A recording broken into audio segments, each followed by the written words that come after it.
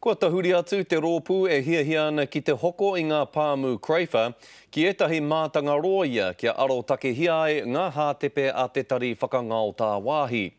He ai ki te māngai Māori mo te rōpū a Hari Pēni, he pakanga mutunga kore tēnei te pakanga hia nei e rātau. Kia mautonu ai ngā whenua o Aotearoa i roto i ngā ringaringa o ngā tāngata nōko nei ke ake. Kei a Roihana Nuri tēnei pūrongo. He pakanga kei te haere, ko te hokonga o ēnei whenua o Crayfa te take, no te mea ko Tahuria Land Corp ki te tautoko i te tono a tētahi kamupene no Haina. To see a government-funded agency going against New Zealand farmers for a property that they put their hands up for, I find it very hard to swallow. Ko Hari Pēni te māngai Māori mo tētahi rōpū kaiahu whenua no Aotearoa e hiahia ana ki te hoko i ēnei pāmu. He oi ko tahuri rātau ki tētahi roia whai mana kia pai ai tā rātau wero i te kāwanatanga.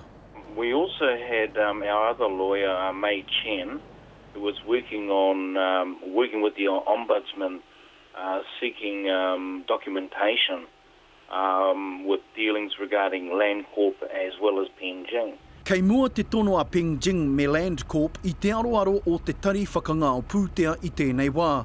Engari kei te pauhaere te wā ki a rātau. Our understanding is that the other group does not quite meet the criteria.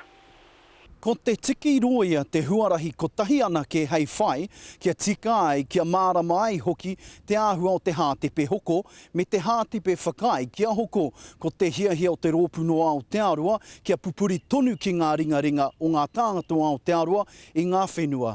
If for some reason the other party is rejected based on the application form by OIO, we will certainly be quite keen to resubmit our bid.